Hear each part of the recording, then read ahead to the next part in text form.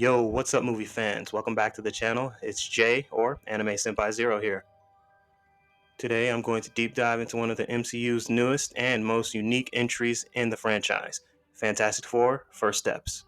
Just got done with it in the theaters. The MCU has long been praised for its expansive world building, charismatic characters, and thrilling crossovers. But Fantastic Four offers a fresh detour, one that challenges the formula and enriches the universe with something different entirely. I know a lot of you are thinking, oh, it's just another origin story. Well, buckle up, because it's one of the movies that flips the script in all the best ways and really jumpstarts the MCU back to life. So here's my review for Fantastic Four: First Steps and why it slaps in the MCU. Let's get into it.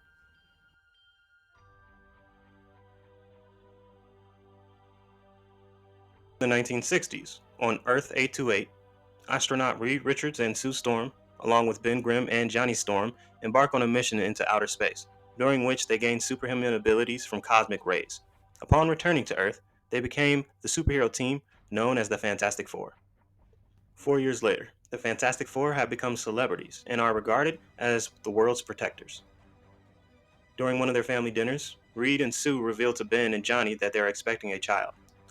A few months later, the Silver Surfer suddenly appears to announce to the people of Earth that their planet has been marked for destruction by a planet-devouring cosmic being known as Galactus. I had reservations about the female Silver Surfer. I really like Norman Rad in the comics, and his origin should have been touched on, but despite that, um, Julia Garner gave a decent to good performance as the female Silver Surfer. Her and Johnny had a lot of good moments, and her resolution was very, very well done. So, decent all around. After studying numerous anomalies involving the disappearing of planets, the team decides to try and negotiate Earth's fate with Galactus. Now, this part was pretty cool visually. It definitely gave shades of Interstellar. I've been seeing a lot of people say that, and it's a fair comparison. So, yeah, they really killed it with the cinematography in this movie. Spectacular, honestly. Upon their arrival in a distant star system, the nearest planet is immediately destroyed by Galactus' ship, and the team is captured. Galactus offers to spare the Earth in exchange for Reed and Sue's unborn son, as he senses an immense power within him. The team refuses and escapes from Galactus and Silver Surfer, and that was a great chase scene. They made a tunnel of like lava, and Silver Surfer was riding on it. That was badass. Her fights with Johnny was pretty cool. On the flight back to Earth, Sue gives birth to her son, Franklin Richards. And there we had another scene that Silver Surfer tried to get to them and they went towards a black hole. That was crazy. That was absolutely crazy. All four of the team really used their intellect and their powers at the same time. Really good. All four members useful and amazing. Following a safe landing and a disastrous press conference to explain their failure, the world turns against the team, fearing Galactus' imminent arrival. With Franklin in her arms, Sue declares to the public that they will do whatever is necessary to defeat Galactus, regaining the public's trust.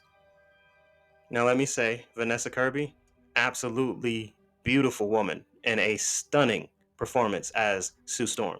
Really stole the show every scene she was in, and she was forceful, logical, brave, and I just almost went to tears when she had that speech with Franklin in her arms, man.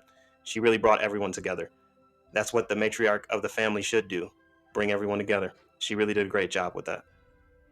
Now, from here, I won't spoil too much, but Reed finally showed his intellect by building something that can really help the Earth. And then Shala Ball came, and Johnny did some things and really helped her see things, and it was really great from there. Now, this wasn't the standard get your powers and punch the bad guys, even though Johnny and the Thing really wanted it to be. I really like their chemistry. No, this was a story rooted in science, exploration, and family. It's like Interstellar had a baby with the Jetsons or something. Also, throw the Venture Bros and the Avengers in there too. It was a great culmination of everything Marvel is really known for. Now, the team's dynamic, iconic. Unlike other MCU squads thrown together by circumstance, the Fantastic Four, they're already a family. Reed's the genius, Sue's the grounding force, Johnny's the hot-headed wild card, and Ben brings the heart and the clobbering time. Really glad he said it in this film. Now their banter, the baggage, and their loyalty, it all hits different. You're just not watching heroes save the world. You're really watching people try to hold their family together while the world's falling apart. The cutting-edge CGI and practical effects in the new movie, it captures awe-inspiring natures of the team's powers, and all with unprecedented realism. From the pliable and creative use of Mr. Fantastic's elasticity that was severely underutilized, to the dazzling visual portrayals of the Invisible Woman's force fields. The special effects truly elevated the film into an immersive experience. The Thing's rocky transformation is rendered with incredible texture and detail. Also, Ebon Moss Bacharach definitely needed more screen time. While the Human Torch's fiery flights light up the screen with breathtaking energy. And yes, he's a cocky, straight SOB, and they did a really good job with his character. Marvel's new Fantastic Four definitely builds on the lessons learned of the shortcomings from the previous adaptations. Who knows whether it was its inconsistent pacing, the lackluster villains, or poor reception for the tone. The issues have been carefully analyzed and addressed for this movie. By avoiding these pitfalls, Marvel positioned the film not as a reboot, but as a fresh and definitive take on the iconic team. Now, from here, I'm going to talk about a little bit of spoiler territory, so if you've made it this long, click off now if you haven't seen the film. So, giving you a spoiler warning. 3, 2, 1.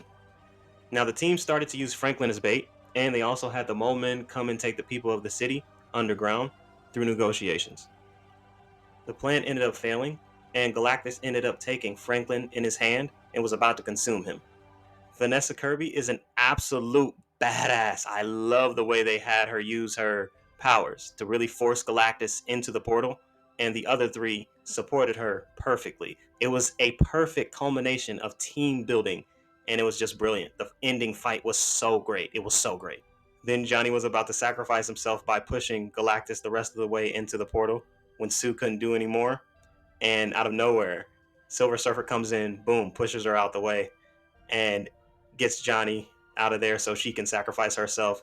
Great ending for her character. Got to give a round of applause for her. She did great. Sue ended up dying, exhausting out her power, but Franklin resuscitated her. It was incredible. Really heartfelt ending. Seeing them all together crying, it was cathartic in a way. And then 4 years later, Sue reads to Franklin at the Baxter building, and after a momentary leaving, she walks in on a man in a green cloak interacting with Franklin in their living room with a mask in his hand. It was so awesome to see Robert Downey Jr., even though we didn't see much of him. We saw a little glimpse, and that's just enough to get me hyped for more. I really can't wait until Doomsday. It's going to be spectacular. This movie cracks open new dimensions, literally.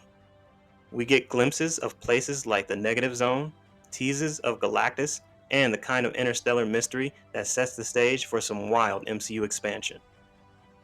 Retro futurism meets high concept sci-fi.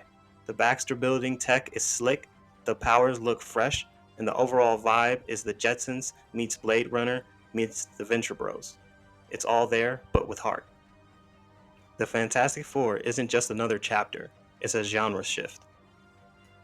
Along with the likes of Superman and his genre shifting abilities, I feel like the future of superhero movies is honestly looking bright.